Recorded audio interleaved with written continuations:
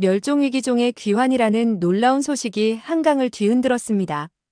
도심 한복판을 가로지르는 한강에서 수달이 모습을 드러냈다는 소식에 호주에서 온 환경 전문가는 눈이 휘둥그레지며 한국에 오기로 결심을 했다고 하는데요. 과연 그녀는 무슨 일로 한국에 오게 됐는지 오늘의 사연 시작하겠습니다. 안녕하세요. 저는 호주에서 환경 전문가로 일하고 있는 에단 코플랜드입니다. 한국이란 나라는 제게 그저 지도 위의 작은 반도 국가였습니다. 아시아의 수많은 국가들 중 하나일 뿐 특별한 관심을 둘 이유가 없었죠. 하지만 운명이란 참 예측할 수 없는 법이에요. 제가 어린 시절 태즈메이니아의 작은 마을에서 자랄 때만 해도 강가에서 오리너구리를 보는 건 흔한 일이었습니다. 그들이 부리로 강바닥을 뒤적이며 먹이를 찾는 모습을 보며 미소 짓던 그 시절이 지금은 마치 동화 같은 이야기가 되어버렸네요. 시드니 대학에서 생태학을 전공하며 본격적으로 환경 분야에 발을 들였습니다. 졸업 후에는 호주 환경보전청에서 일하기 시작했죠. 주로 강과 하천의 생태계 복원 프로젝트를 담당했는데 특히 오리너구리의 서식지 복원에 중점을 두고 있었어요. 호주를 대표하는 이 특별한 동물은 수달처럼 강의 건강성을 보여주는 지표종이기 때문입니다. 매일같이 수질 데이터를 분석하고 생태계 모니터링 시스템을 점검하며 때로는 밤샘 작업으로 보고서를 작성하기도 합니다. 10년이 넘는 시간 동안 하천 생태계 복원을 위해 노력했지만 성과는 미미했죠.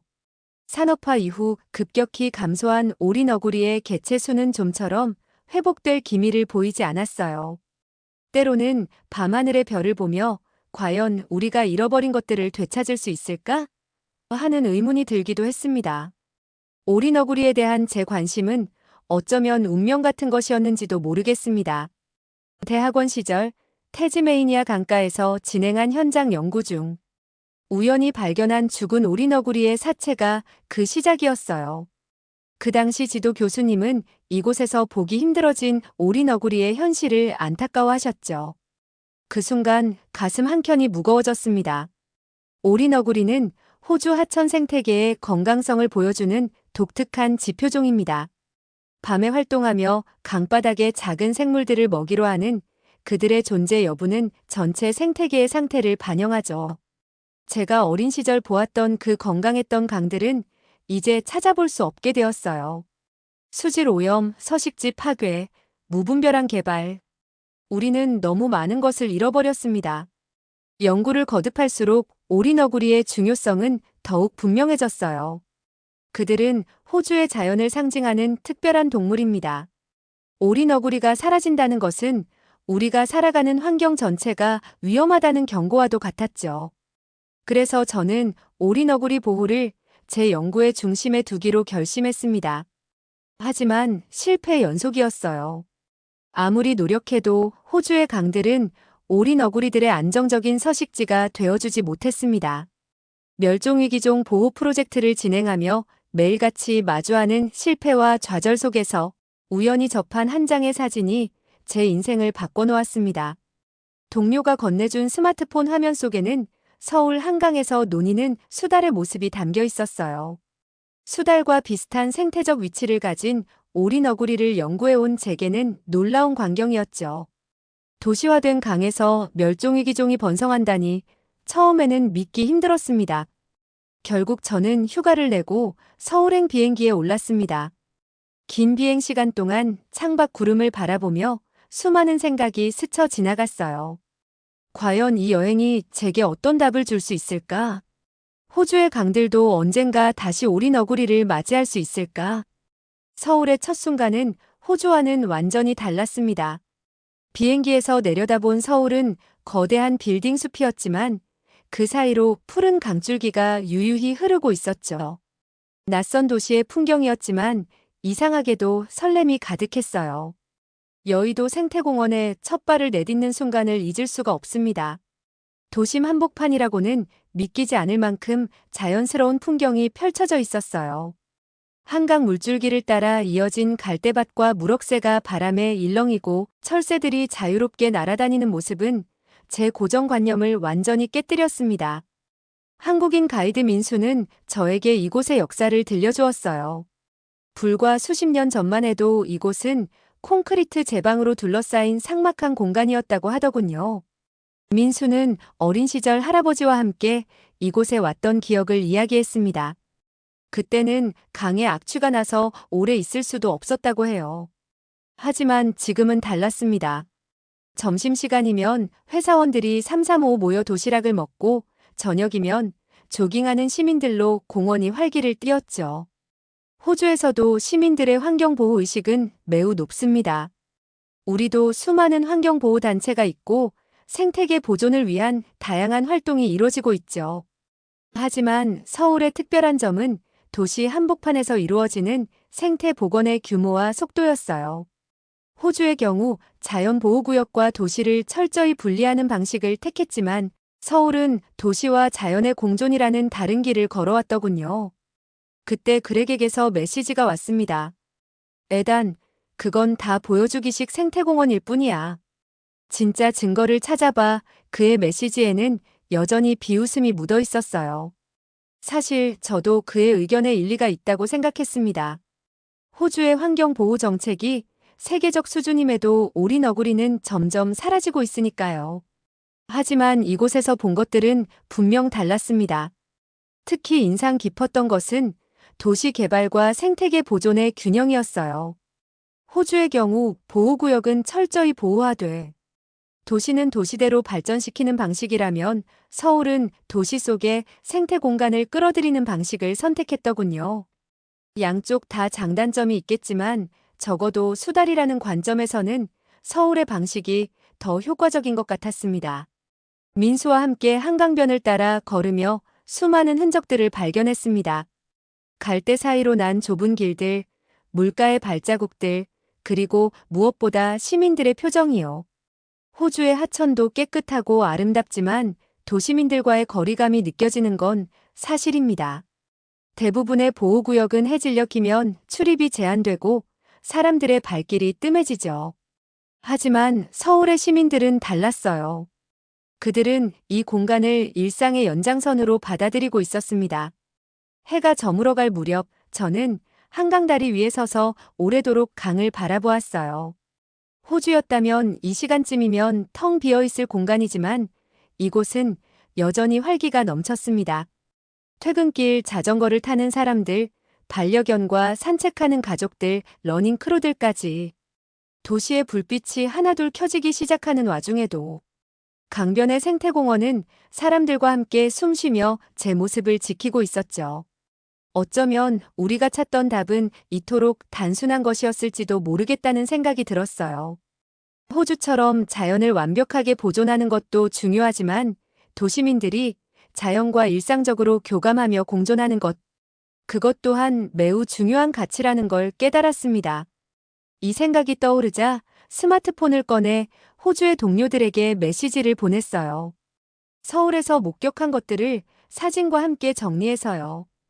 특히 밤 11시가 다 되어가는 시간에도 한강변을 걷는 시민들의 모습을 찍어 보냈죠. 호주에서는 상상하기 어려운 풍경이니까요. 동료들의 반응은 예상대로였습니다.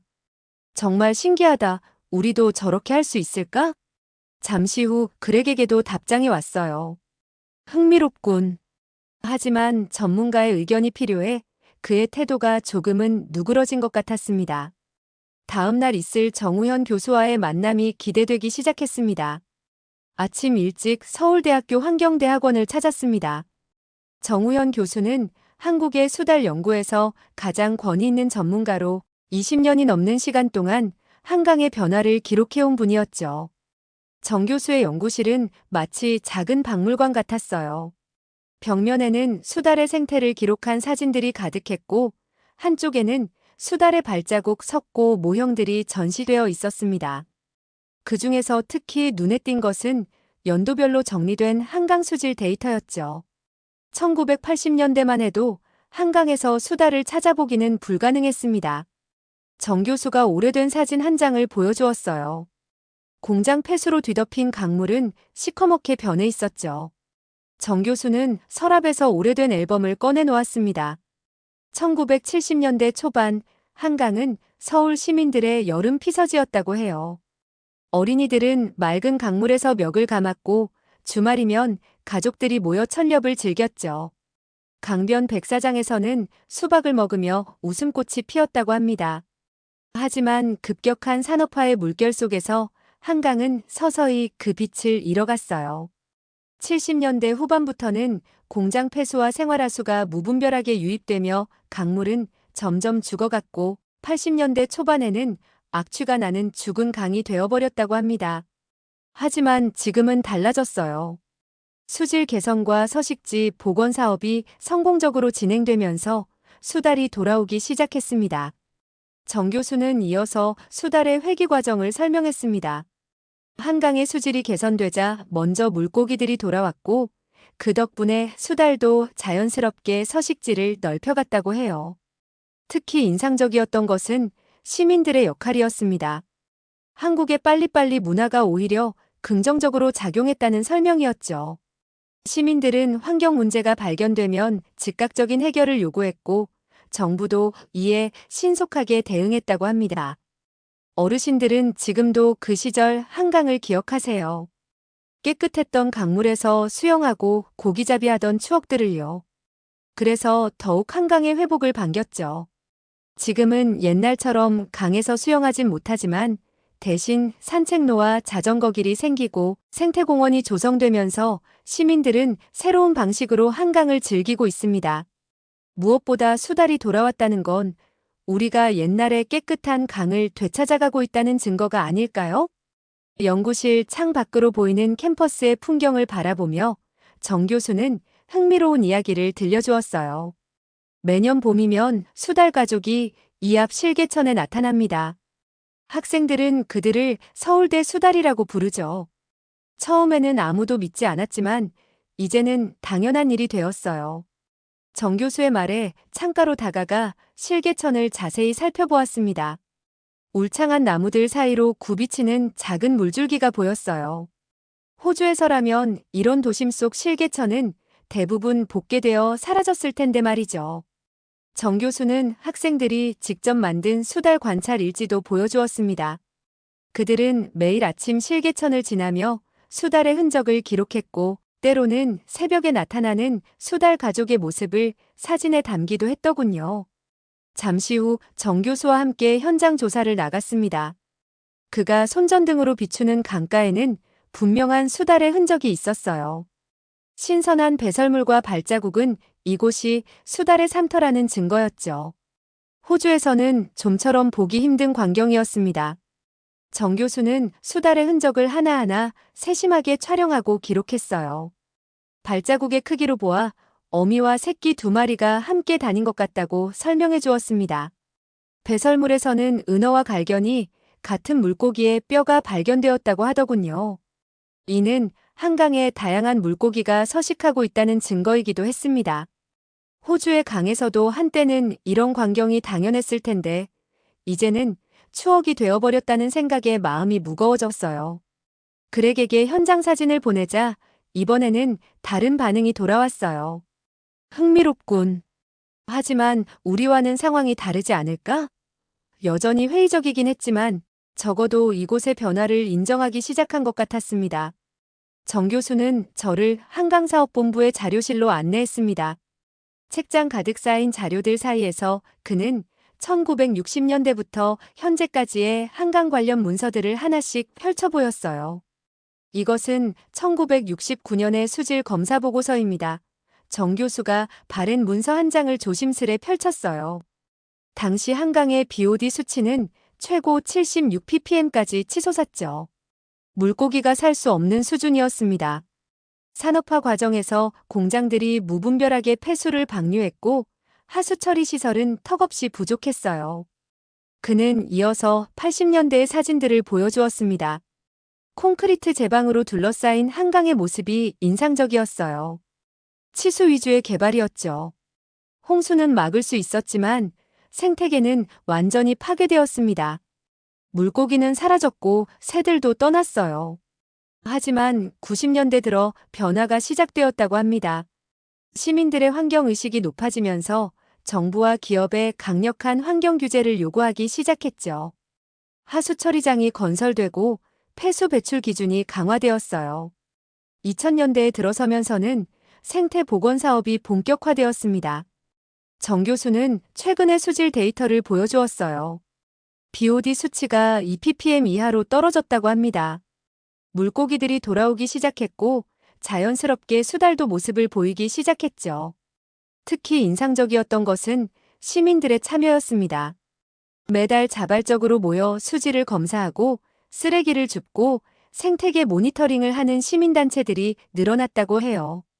이 모든 자료를 꼼꼼히 기록하며 그렉의 의심을 불식시킬 증거를 모았습니다. 호주의 상황과는 분명 달랐지만 서울의 경험에서 배울 점이 많다는 확신이 들었어요.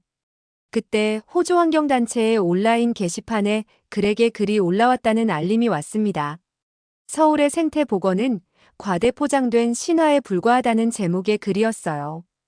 그는 제 서울 방문을 공개적으로 조롱하며 언론의 관심을 끌고 있었습니다. 하지만 이제 저는 확실한 증거를 가지고 있었어요. 데이터는 거짓말을 하지 않으니까요. 정 교수는 마지막으로 한 가지 더 보여주고 싶은 것이 있다며 저를 한강변으로 이끌었습니다. 그곳에는 한강생태연구소가 자리 잡고 있었어요. 연구소에 들어서자마자 벽면 가득 진열된 한국의 수달 서식지 지도가 눈에 들어왔습니다. 빨간 점으로 표시된 수달의 서식지가 해마다 늘어나는 모습을 보며 이것이 바로 정 교수가 제게 보여주고 싶었던 예상치 못한 광경이었다는 것을 직감적으로 알 수 있었죠. 한국에서 수달이 성공적으로 복원될 수 있었던 이유는 크게 세 가지입니다. 정 교수는 연구 데이터를 펼쳐 보이며 설명을 시작했어요. 무엇보다 인상 깊었던 것은 생태공학적 접근 방식이었습니다. 한국은 하천을 복원하면서 수질 개선은 물론 수달이 살아갈 수 있는 환경을 세세하게 설계했다고 해요. 강 주변에 수달의 서식처가 될 수 있는 공간을 마련하고 먹이사슬이 유지될 수 있도록 생태계 전반을 고려했죠. 이는 홍수 예방과 수질 개선에만 초점을 맞춘 호주의 하천 정비와는 다른 접근이었습니다. 이러한 노력은 법과 제도의 뒷받침이 있었기에 가능했다고 합니다. 정부는 멸종위기 동물 보호법을 강화했고 수달의 서식지 주변 개발을 제한하는 정책을 실효성 있게 진행했어요. 처음에는 개발 제한에 반대하던 지역 주민들도 시간이 지나면서 수달의 존재를 자랑스럽게 여기게 되었다고 하더군요. 가장 흥미로웠던 점은 한국의 전통 문화에서 찾을 수 있었습니다. 정 교수의 설명에 따르면 한국인들은 예로부터 자연과의 조화를 중시해왔어요. 유교 문화의 영향으로 자연을 정복의 대상이 아닌 공존의 대상으로 보는 시각이 있었고 이런 문화적 토대가 현대의 환경 정책과 만나 긍정적인 결과를 만들어냈다고 합니다. 정 교수의 설명을 들으며 호주의 상황과 자연스럽게 비교가 되었어요. 호주도 분명 세계적인 환경보호 정책을 가진 나라입니다. 광활한 자연보호구역과 엄격한 환경법, 그리고 원주민들의 자연 친화적인 문화까지 우리에게도 강점은 충분했죠. 하지만 한국과 다른 점은 도시와 자연의 관계였습니다. 호주는 자연보호구역과 도시를 철저히 분리하는 방식을 택했어요. 시드니의 도시 하천은 대부분 수로화되거나 복개되었고 야생동물은 도시 외곽의 보호구역에서만 찾아볼 수 있었죠. 반면 서울은 도시 한복판에서도 자연을 만날 수 있었습니다. 호주 원주민들의 자연관도 다시 한번 생각해보게 되었어요. 그들은 수천 년 동안 자연과 조화롭게 살아왔고 동물들을 영적인 존재로 여겼습니다. 하지만 현대화 과정에서 이런 지혜는 점차 잊혀져 갔죠. 우리도 원주민들의 자연관을 도시 계획에 접목하고 생태적 요소를 더하면 어떨까 하는 생각이 들었습니다. 특히 우리의 하천 복원 방식도 재고해 볼 필요가 있었어요. 호주는 주로 공학적 해결책에 의존했습니다. 하천을 직선화하고 콘크리트 제방을 쌓고 수질 정화 시설을 설치하는 것이 전부였죠. 하지만 한국의 사례를 보니 생태계 전체를 고려한 통합적 접근이 얼마나 중요한지 깨달을 수 있었어요. 이제 제게는 분명한 목표가 생겼습니다. 호주의 강도 언젠가는 오리너구리를 다시 맞이할 수 있을 거라는 희망이 생겼습니다. 다만 그 방법은 우리만의 것이어야 했죠. 한국의 성공 사례를 그대로 따라하는 것이 아닌 호주의 실정에 맞는 방법을 찾아야 했어요. 연구소에서의 시간이 끝나갈 무렵 그렉에게서 화상통화 요청이 왔습니다. 그는 평소와 달리 강한 어조로 서울의 수달 복원은 전 세계적으로 특별한 사례가 될 수 없다며 각 도시의 상황과 환경이 다르다는 점을 지적했어요. 통화가 끝난 후 정 교수에게 그렉의 반응에 대해 이야기를 했습니다. 그러자 정 교수는 의미심장한 표정과 함께 놀라운 사실을 알려주었어요.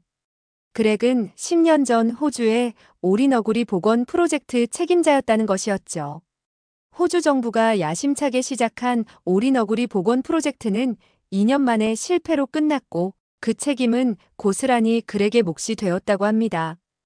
당시 정부는 수백만 달러의 예산을 투입했고 최고의 전문가들을 모았지만 결과는 참담했어요. 수질은 개선되었지만 오리너구리는 점점 줄어들었고 언론은 연일 실패의 원인을 파헤치며 그렉을 몰아세웠다고 하더군요. 그 쓰라린 경험 이후 그렉은 완전히 다른 사람이 되었다고 합니다. 한때 열정적이었던 환경운동가는 모든 생태 복원 프로젝트에 회의적인 시선을 보내기 시작했어요. 특히 도시에서의 생태계 복원은 불가능하다는 입장을 고수했죠. 이제야 그렉의 완고한 태도가 이해되기 시작했습니다. 그의 비판적인 시각은 실패의 쓴맛을 다시 맛보지 않으려는 일종의 방어기제였던 거죠. 하지만 서울의 사례는 분명했어요. 같은 실패를 반복하지 않기 위해서라도 우리는 서울의 성공 요인을 정확히 파악하고 배워야 했습니다. 서울에서의 마지막 날 호주 ABC 방송국의 현지 리포터가 연락을 해왔습니다. 평소 환경 다큐멘터리를 제작해온 그는 우연히 제 연구 소식을 듣게 되었다고 했어요.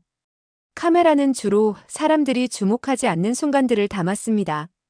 새벽 4시, 한강변을 청소하는 환경미화원 아저씨의 20년 이야기, 매일 아침 조용히 수질을 체크하는 연구원들의 일상, 강변 출근길에 잠시 걸음을 멈추고 물새를 관찰하는 회사원들의 모습까지. 거창한 환경정책 이면에 있는 작은 변화들이었죠.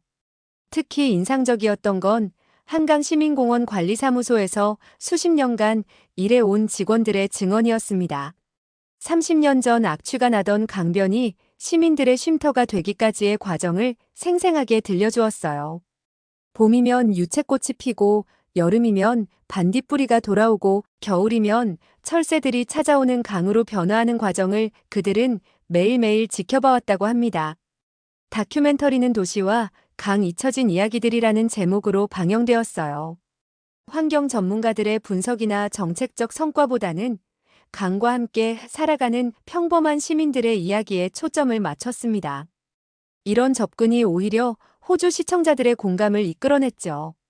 방송을 본 시드니의 파라마타 강변 주민들이 연락을 해왔어요. 그들도 자신들의 강을 되살리고 싶다며 서울의 시민단체들과 교류하고 싶다는 의견이었습니다. 예상치 못한 곳에서 시작된 작은 변화였어요. 방송을 본 그렉도 연락을 해왔습니다. 그의 목소리에는 더 이상 낯선 비판이 느껴지지 않았어요. 호주로 돌아오는 비행기 안에서 저는 그동안의 기록을 정리했습니다. 한강의 변화는 하루아침에 이루어진 것이 아니었어요. 수많은 사람들의 작은 노력이 모여 만들어낸 결과였죠. 서울에서 배운 교훈을 어떻게 하면 오리너구리 보호에 적용할 수 있을지 구상했습니다. 브리즈번 공항에 도착하자마자 그렉과 만났어요. 그는 더 이상 비판적인 태도를 보이지 않았습니다. 오히려 서울의 데이터를 꼼꼼히 살펴보고 싶다며 적극적인 모습을 보였죠. 수질 개선 수치, 생태계 모니터링 결과, 시민 참여 프로그램의 효과까지 우리는 밤늦게까지 서울의 사례를 분석했습니다. 며칠 후 호주 환경부에서 새로운 프로젝트를 제안했어요. 도시 하천 복원 시범 사업이었습니다. 서울의 경험을 바탕으로 하지만 호주의 실정에 맞는 방식으로 오리너구리의 서식지를 보호하자는 거였죠. 그렉도 이 프로젝트에 합류하기로 했습니다. 제 사무실 벽에는 이제 두 장의 사진이 걸려 있어요. 하나는 한강의 전경이고 다른 하나는 제가 어린 시절 오리너구리를 보았던 태즈메이니아의 강가입니다. 때로는 이 사진들을 바라보며 생각합니다. 우리가 잃어버린 것들을 되찾는 일이 결코 쉽지는 않겠지만 불가능한 것도 아니라는 걸 이제는 알게 되었으니까요. 서울에서의 시간은 저에게 큰 가르침을 주었습니다. 도시와 자연의 공존이라는 한국만의 해답을 보았고 그들의 경험을 통해 호주의 오리너구리를 지킬 수 있는 희망도 발견했어요. 다음에 한국을 찾게 된다면 이번에는 환경 전문가가 아닌 여행자로서 방문하고 싶습니다. 북한산 국립공원의 산책로를 걷고 종로의 청계천을 따라 걸으며 한강공원에서 시민들과 함께 피크닉도 즐기고 싶어요. 자연과 조화를 이루며 살아가는 그들의 일상을 더 깊이 이해하고 싶습니다. 물론 지금은 브리즈번 강변의 오리너구리 보호가 제 앞에 놓인 가장 중요한 과제입니다. 하지만 언젠가 이 프로젝트가 성공적으로 자리 잡게 되면 꼭 다시 한국을 찾아 그들의 자연을 더 깊이 경험하고 싶습니다. 그때는 아마도 더 많은 이야기를 나눌 수 있지 않을까요? 오늘은 호주의 환경 전문가의 이야기를 들어보았습니다. 다음 사연 시작하겠습니다. 미국 뉴욕 맨해튼 한복판 한 건물의 전체 벽이 한글로 전부 도배되어 있는데요. 자세히 들여다보면 한 타일에 한 글자씩 한글이 새겨져 있습니다. 이것을 본 한 외국인이 감탄하며 SNS에 올리자 악플에 시달리고 있는데요. 과연 그녀에게는 무슨 일이 있는지 오늘의 사연 시작합니다. 안녕하세요. 저는 미국 뉴욕에서 언어학 관련 콘텐츠를 제작하고 있는 엠마 윌리스입니다. 저는 언어와 문화를 주제로 다양한 다큐멘터리 영상을 제작하는데 최근 한국에서 노벨 문학상을 탄 소식을 듣고 깜짝 놀랐어요. 요즘 하도 한국 문화 열풍이 불고 있지만 사실 언어학적 측면에서는 그다지 관심을 갖지 않고 있었거든요. 왜냐면 컨텐츠라는 게 수요가 많아야 만들게 되는데 한국어보다는 중국어를 쓰는 사람들이 훨씬 많아 아시아 문화권에서 언어 컨텐츠를 제작한다면 당연히 중국어라고 생각했기 때문이었죠. 그러던 어느 날 내 일상을 완전히 뒤바꿔 놓을 초대장 하나가 도착했습니다. 평소처럼 아침 커피를 마시며 메일함을 체크하던 중 NYC 코리언 컬처럴 센터라는 발신인이 눈에 들어왔어요. 뉴욕 맨하탄 32번가에서 열리는 한글 전시회 오프닝에 미디어 담당자로 초청한다는 내용이었죠. 처음엔 쓰레기통으로 드래그하려는 마우스 커서가 잠시 멈칫했습니다. 세계적인 설치 미술 작가 강익중의 작품이라는 문구가 눈에 들어왔기 때문이에요. 현대 미술계에서 그의 이름값은 무시할 수 없었죠. 결국 호기심에 이끌려 참석을 결정했습니다. 전시회 당일 맨하탄의 쌀쌀한 아침 공기를 가르며 32번가에 도착했어요. 멀리서부터 웅장한 건물이 눈에 들어왔는데 그때까지만 해도 이 공간이 제 인생을 바꿀 줄은 상상도 못했습니다. 로비에 들어서자마자 숨이 멎는 듯 했어요. 가로 8m, 세로 22m의 거대한 벽면 전체가 반짝이는 크리스탈 타일로 가득했고 그 위에는 제가 한 번도 보지 못한 문자들이 새겨져 있었거든요. 형광등 불빛이 크리스탈에 반사될 때마다 문자들이 반짝거렸고 그 모습은 마치 살아 움직이는 것 같았습니다. 카메라를 꺼내들고 이리저리 앵글을 잡아보았지만 그 웅장함을 담아내기가 쉽지 않았어요. 특이한 건 그 문자들이 단순히 나열된 게 아니라 색의 깊이감과 크기의 변화를 통해 하나의 거대한 예술 작품으로 재탄생해 있다는 점이었습니다. 멀리서 보면 거대한 추상화 같았고 가까이서 보면 하나하나가 독특한 형태의 문자였죠. 전시장의 한쪽 벽에 보이는 붉은색 계열의 타일이 특히 눈에 띄어 촬영하고 있는데 누군가의 목소리가 들렸습니다. 저 부분은 암투병 환자가 보내온 희망의 메시지예요. 돌아보니 단정한 차림의 동양인 남성이 서 있었죠. 전시회 관계자이신가요? 이 벽면의 구조가 정말 독특한데 혹시 제작 과정을 여쭤봐도 될까요? 취재를 위해 자연스럽게 질문을 던졌는데 그는 잠시 미소를 지으며 양복 안주머니에서 명함을 꺼냈습니다. 뉴욕대학교 언어학과 이준 교수. 그제서야 그의 옷깃에 달린 스피커 배지가 눈에 들어왔어요. 오늘 전시회 오프닝 강연자였던 거죠. 순간 어색한 질문을 던진 제 자신이 부끄러워졌지만 그는 오히려 반갑게 자신을 소개했습니다. 저는 이준입니다. 이 전시의 자문 교수이기도 하죠. 촬영하시는 걸 보니 미디어 쪽이신가요? 제가 고개를 끄덕이자 그는 카메라에 담긴 사진들을 유심히 보더니 각 작품에 담긴 이야기를 들려주기 시작했습니다. 이주는 제 카메라 화면 속 문장들을 하나하나 짚어가며 설명해 주었어요. 화면 속 빨간 타일의 문장은 나는 반드시 이겨낼 것이다라는 뜻이었고, 옆에 파란 타일에는 우리 딸의 미래를 응원합니다라는 메시지가 담겨 있었죠. 전 세계 50여 개국에서 7천여 명이 보내온 희망의 메시지들이 이렇게 한글로 번역되어 있다는 사실에 새삼 놀랐습니다. 그의 설명은 계속 이어졌어요. 제가 신기하게 바라보던 동그란 모양의 문자 이응은 사람의 목구멍 모양을 본떴다는 거예요. 니은은 혀가 윗잇몸에 닿는 모양, 미음은 입 모양을 본떴다고 했죠. 모음은 더욱 흥미로웠습니다.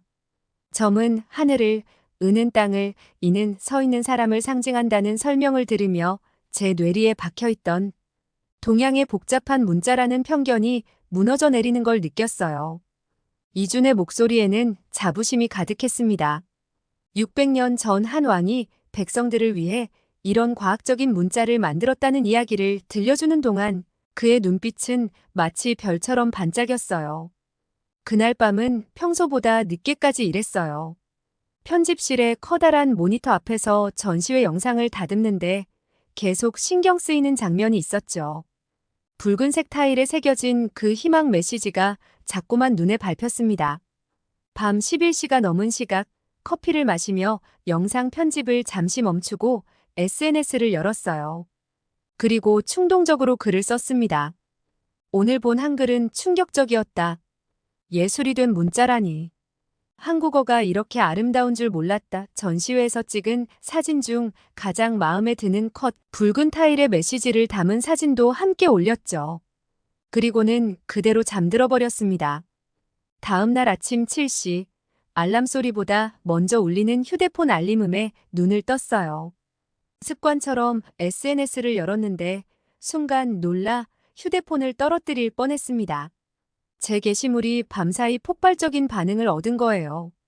좋아요 수가 평소의 100배는 되어 보였고 댓글은 셀 수도 없이 달려 있었습니다. 침대에 기대앉아 댓글들을 읽어내려가는데 마치 온라인 토론장에 들어온 것 같았어요.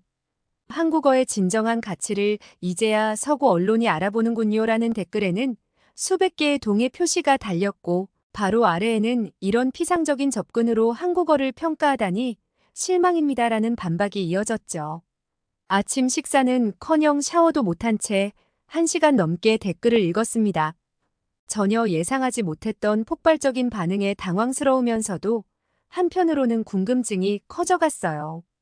특히 눈에 띄는 댓글이 있었어요. 파란 체크마크가 달린 계정의 긴 댓글이 눈에 들어왔습니다. 실리콘밸리의 유명 AI 연구소 수석 연구원이라고 자신을 소개한 데이비드 첸의 댓글이었어요. 그는 놀랍게도 제가 올린 사진 속 한글을 AI 딥러닝 관점에서 분석하기 시작했습니다. 한글의 자음과 모음이 마치 컴퓨터의 이진법처럼 체계적으로 조합된다는 설명이었죠. 특히 인상적이었던 건 그가 직접 만든 AI 언어 모델에서 한국어가 다른 어떤 언어보다 높은 정확도를 보였다는 실험 결과였어요. 한글은 컴퓨터가 가장 사랑하는 언어입니다. 글자 하나하나가 수학적 규칙성을 가지고 있어서 AI가 학습하기에 완벽한 구조죠. 우리 연구소의 최신 자연어 처리 모델은 한국어에서 98.7%의 정확도를 보입니다. 영어는 91%, 중국어는 85%에 그쳤어요. 그의 댓글에는 연구 결과를 정리한 그래프까지 첨부되어 있었습니다. 순간 머리가 멍해졌어요. 제가 단순히 예쁘다고만 생각했던 문자가 알고 보니 미래 기술의 핵심이 될 수 있다는 사실이 믿기지 않았거든요. 화면을 뚫어져라 보다가 스크린샷을 찍어두었습니다. 나중에 꼭 다시 살펴봐야겠다는 생각이 들었죠. 논쟁이 커지면서 미디어 업계의 관심도 이어졌어요. 제가 일하는 회사의 편집장이 제 게시물을 보고 직접 연락을 해왔습니다. 엠마, 요즘 한국 문화에 대한 관심이 뜨겁잖아. 한글 전시회 취재 영상을 15분짜리 특집 콘텐츠로 만들어보는 건 어떨까? 갑작스러운 제안에 당황스러웠어요. 이후 제 작은 스튜디오에서 밤늦게까지 전시회 영상을 돌려보고 있었어요. 벌써 이틀째였죠. 책상 위에는 텅 빈 커피잔이 3개나 놓여 있었고 노트북 화면에는 온갖 한글 관련 자료들이 널브러져 있었습니다. 메모장에 적어놓은 구성안을 보며 한숨이 나왔어요. 전시회 영상은 화려했지만 그걸로는 15분을 채우기에 턱없이 부족했죠. 인터넷에서 찾은 자료들은 대부분 관광 안내나 K-팝 관련 내용뿐이었고요. 책상에 엎드려 잠시 눈을 감았다가 문득 전시회 날 이준 교수님의 설명이 떠올랐습니다. 그때 들었던 한글의 과학적 원리와 철학적 배경에 대한 이야기. 그런 내용이야말로 제가 찾던 거였어요. 새벽 3시, 마지막 용기를 짜내어 뉴욕대학교 홈페이지에 접속했습니다. 언어학과 교수진 명단을 찾아 스크롤을 내리다가 그의 프로필 사진을 발견했어요. 이준 교수의 이메일 주소를 메모장에 복사하고 자그마한 입력창을 물끄러미 바라보았습니다. 문장을 몇 번이나 고쳐 썼는지 모릅니다. 너무 격식 있게 쓰면 부담스러울 것 같고 너무 친근하게 쓰자니 실례일 것 같고 결국 꾹 눌러 참았던 솔직한 마음을 담아 썼어요. 교수님, 제가 던진 작은 돌멩이가 이렇게 큰 파문을 일으킬 줄 몰랐습니다. 한국어에 대해 더 깊이 알고 싶은데 혹시 조언해 주실 수 있을까요? 발송 버튼을 누르고 나서야 시계를 봤더니 새벽 4시, 창밖은 이미 희뿌연 빛이 새어들고 있었습니다. 아침 8시, 눈을 뜨자마자 습관처럼 메일함을 확인했어요. 놀랍게도 이준 교수의 답장이 와 있었습니다. 그것도 2시간 전에. 윌리스 씨, 한국어에 관심을 가져주셔서 감사합니다. 마침 오늘 오후 2시에 데이비차 교수님과 미팅이 있는데 함께 하시겠어요? 그는 실리콘밸리에서 온 AI 언어 전문가인데 한글의 디지털 시대 가치에 대해 흥미로운 연구를 하고 계시죠. 순간 머리가 번쩍 들었어요. 데이비차라면 제 게시물에 그 유명한 댓글을 남겼던 바로 그 학자였습니다. 급하게 답장을 보냈죠. 뉴욕대학교 캠퍼스는 봄 기운이 완연했어요. 약속 장소인 킴멜 센터 카페에 도착하니 이준 교수와 아시아계로 보이는 중년의 남성이 이야기를 나누고 있었습니다. 데이빗 차 교수였죠. 제가 왜 한글에 주목하게 됐는지 아세요? 차 교수가 태블릿을 꺼내며 말문을 열었습니다. 실리콘밸리의 대형 IT 기업들이 자연어 처리 AI를 개발할 때 가장 큰 난관은 동아시아 언어였어요. 중국어는 너무 복잡하고 일본어는 문자 체계가 셋이나 되니까요. 그런데 한글은 달랐습니다. 그가 태블릿에 그래프 하나를 띄웠어요. AI가 각 언어를 학습하는 데 걸린 시간을 비교한 자료였습니다. 한글이 압도적으로 짧았죠. 한글은 마치 컴퓨터 언어처럼 체계적이에요. 자음과 모음의 결합 규칙이 명확하고 소리와 문자의 관계가 거의 1대1로 대응되죠. 이건 AI 학습의 이상적인 구조예요. 이준 교수가 거들었습니다. 실제로 세종대왕은 한글을 만들 때 과학적 원리를 철저히 적용했어요. 각 자음은 발음기관의 모양을 본떴고 모음은 하늘과 땅과 사람을 상징하는 기본 도형의 조합으로 만들었죠. 600년 전에 이미 현대 컴퓨터가 좋아할 만한 체계적인 문자를 만든 거예요. 카페에서의 대화는 2시간 넘게 이어졌습니다. 차 교수는 자신의 연구 데이터를, 이준 교수는 한글의 역사적 배경을 설명해 주었어요. 마치 퍼즐 조각이 맞춰지듯 제가 찾던 이야기의 윤곽이 서서히 드러나기 시작했습니다. 이게 바로 제가 만들고 싶었던 콘텐츠예요. 노트북을 꺼내 그동안의 구성안을 보여주며 말했습니다. 전시회의 시각적 아름다움과 AI 시대의 실용성, 여기에 역사적 의미까지 이 세 가지를 엮어내고 싶어요. 오후 4시, 봄날의 따스한 햇살을 받으며 사무실로 돌아왔습니다. 가방 속에는 두 교수님께 받은 소중한 자료들이 가득했고, 머릿속에는 새로운 아이디어들이 넘쳐났어요. 하지만 사무실 분위기는 이상하게 무거웠습니다. 편집장 마이크가 평소와 다른 발걸음으로 제 책상을 향해 걸어오고 있었어요. 그의 손에는 접힌 신문이 들려 있었고, 안경 너머로 보이는 눈빛이 심상치 않았습니다. 엠마, 이거 봤어? 그가 내민 신문은 아직 잉크 냄새가 선명한 오늘자 뉴욕타임스였어요. 칼럼란을 펼치자마자 제 시선은 그대로 얼어붙었습니다. 한글 열풍, 과대 포장된 트렌드에 불과하다. 프레드릭 하워드. 심장이 빠르게 뛰기 시작했어요. 프레드릭 하워드라면 하버드에서 30년 넘게 서양 언어학을 연구해온 중진 학자였습니다. 그의 칼럼은 날카로웠어요.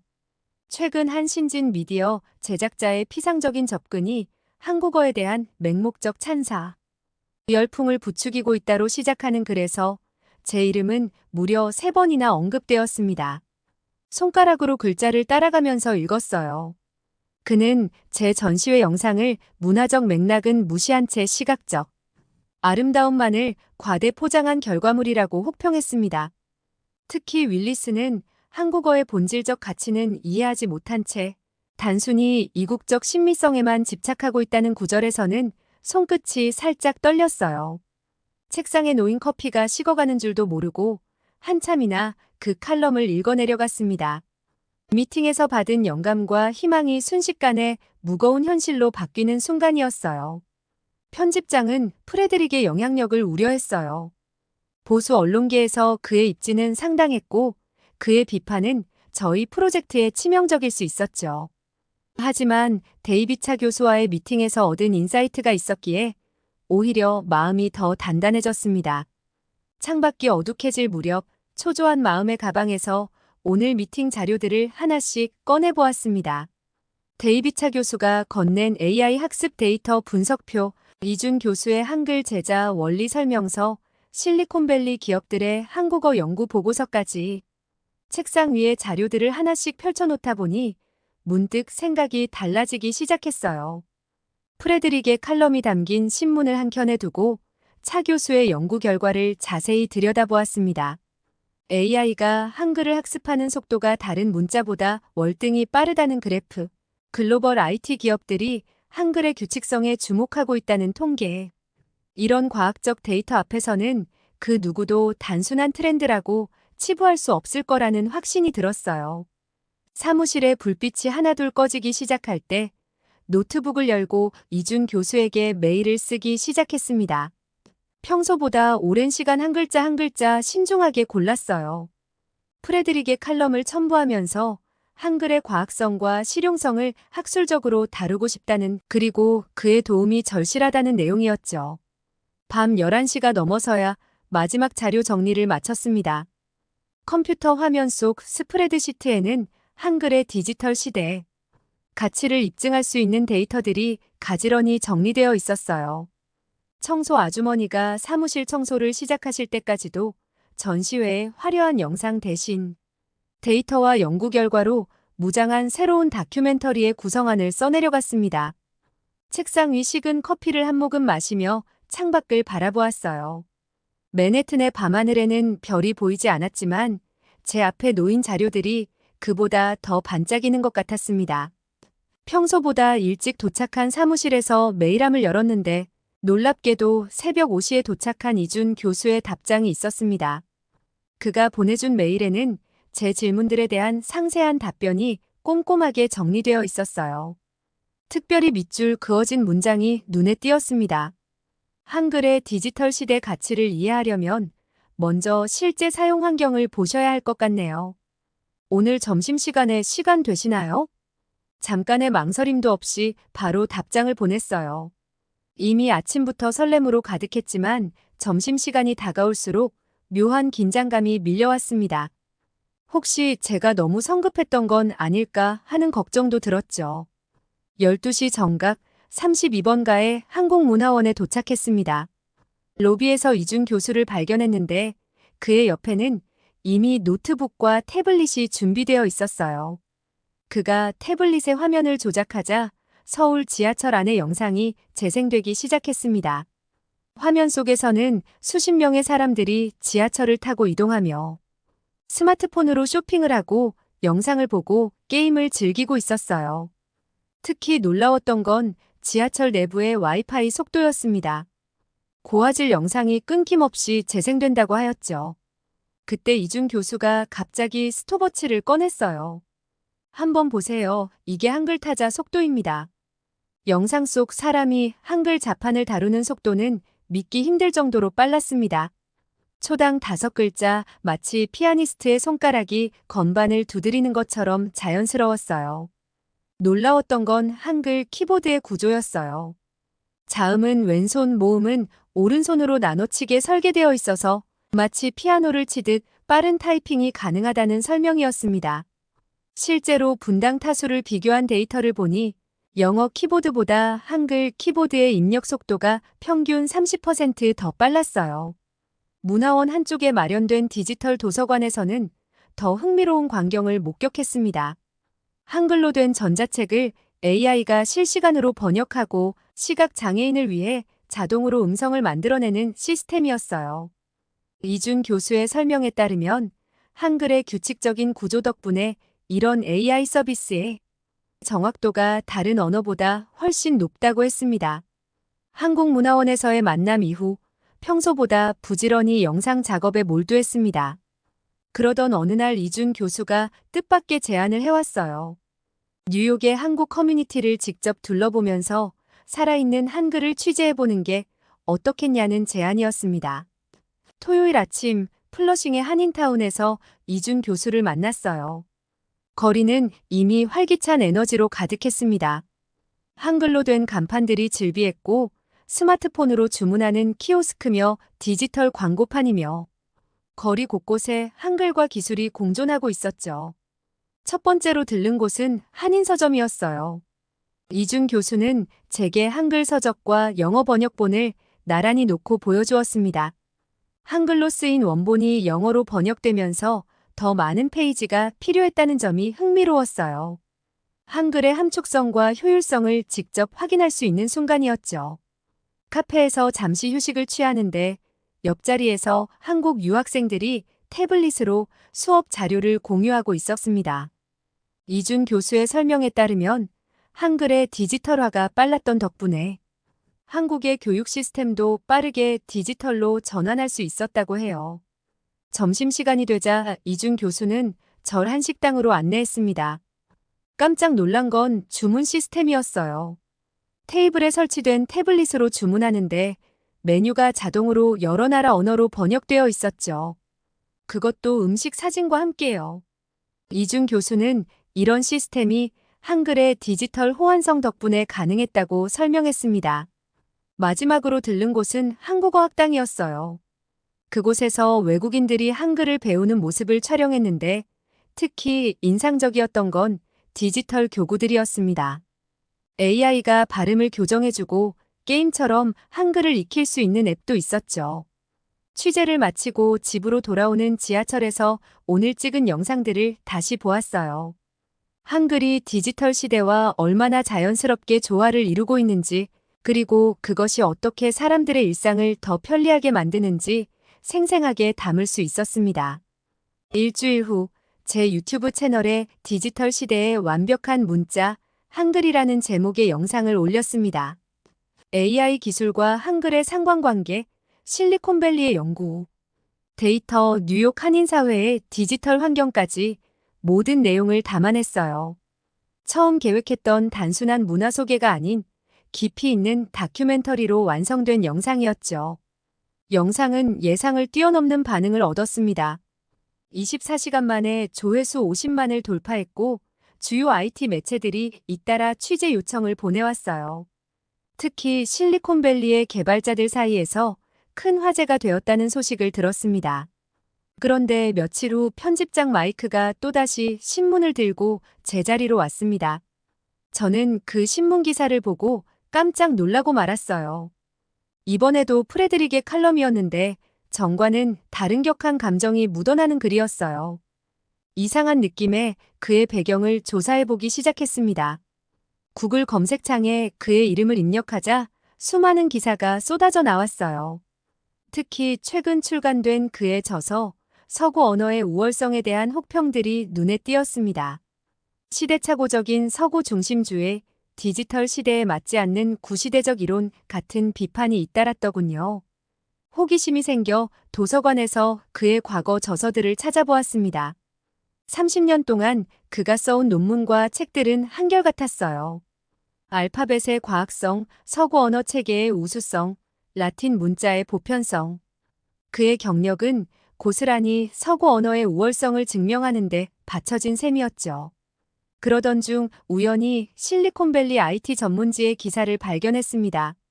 애플이나 구글급은 아니지만 꽤 유명한 AI 기업의 개발 방향을 다룬 기사였어요.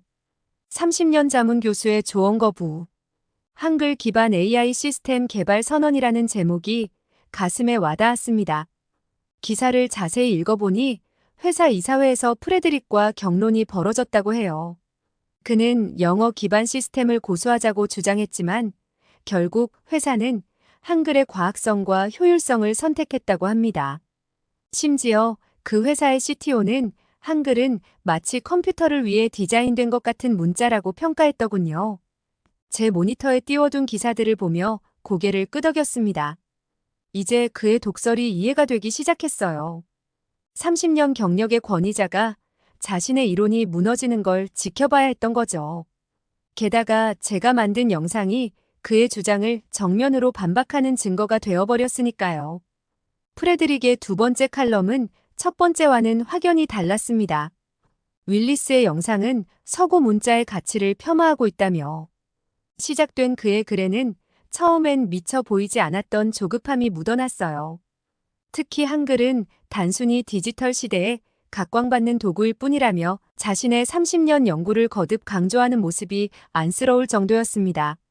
하버드 도서관에서 발견한 그의 과거 인터뷰 기사들은 더 많은 것을 말해주었어요.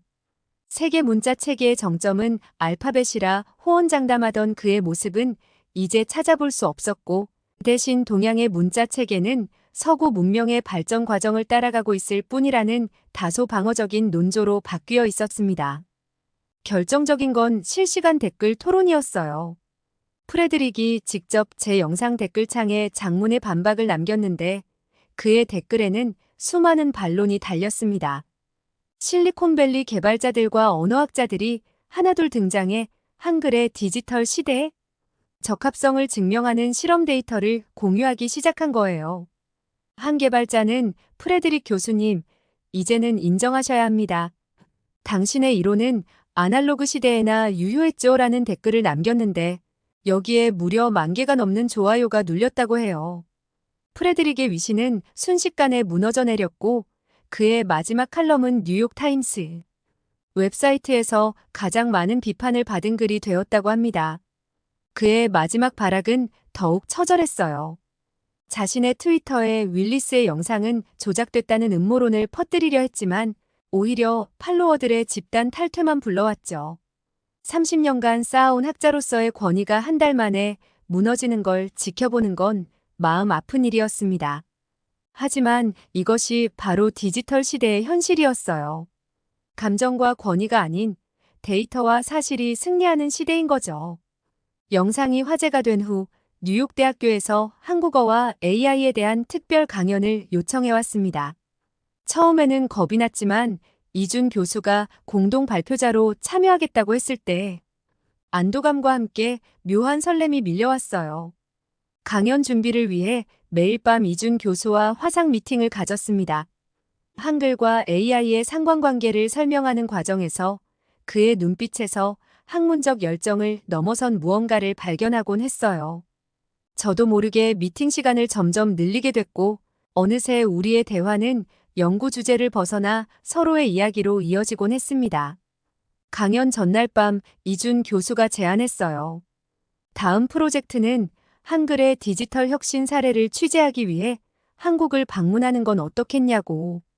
그의 제안에는 단순한 업무적 협력 이상의 의미가 담겨 있다는 걸 느낄 수 있었죠. 하지만 그보다 더 기뻤던 건 제가 이제 진정한 전문가로 인정받게 되었다는 사실이었어요. 실리콘밸리의 여러 기업들이 한글 기반 AI 시스템 자문을 요청해왔고, 유명 IT 저널에서는 정기 칼럼을 제안해왔습니다. 며칠 전에는 깜짝 놀랄 만한 소식도 들었어요. 구글에서 새로운 다국어 운영체제를 개발 중인데 한글의 구조를 기본 모델로 삼겠다는 거였죠. 그들은 제 다큐멘터리를 보고 연락을 했다면서 자문을 요청해왔습니다. 이제 저는 새로운 도전을 앞두고 있어요. 디지털 시대의 문자와 언어가 나아갈 방향을 연구하는 거죠. 물론 이준 교수와 함께요. 우리는 다음 달에 한국으로 떠납니다. 새로운 프로젝트를 위해서이기도 하지만 어쩌면 우리의 이야기를 새로 쓰기 위해서일지도 모르겠네요. 전시회에서 시작된 이 여정이 제 인생을 완전히 바꿔놓았습니다. 한글이라는 낯선 문자를 통해 새로운 세상을 보게 되었고, 그 과정에서 소중한 인연도 만났어요. 이제는 확실히 알겠습니다. 그리고 정말 꿈만 같은 소식이 있는데요. 바로 다음 달에 한국을 방문하게 되었습니다. 이준 교수와 함께 서울의 IT 기업들을 둘러보며 한글과 디지털 기술의 만남을 취재할 예정이에요. 전문가들과의 인터뷰도 예정되어 있고 실제 개발 현장도 살펴볼 수 있을 것 같습니다. 특히 기대되는 건 한국의 스타트업들이 개발 중인 새로운 한글 기반 AI 시스템이에요. 뉴욕에서 본 것보다 훨씬 더 혁신적인 기술들을 만나게 될 것 같은 예감이 듭니다. 물론 이준 교수의 고향을 둘러보는 것도 은근히 기대되는 부분이죠. 이 이야기를 읽고 계신 여러분, 제 다음 프로젝트가 성공적으로 마무리될 수 있도록 응원해주세요. 더 멋진 이야기를 들고 돌아오겠습니다. 오늘의 이야기 재밌게 들으셨나요? 구독과 좋아요는 영상 제작에 큰 힘이 됩니다. 끝까지 들어주셔서 감사합니다.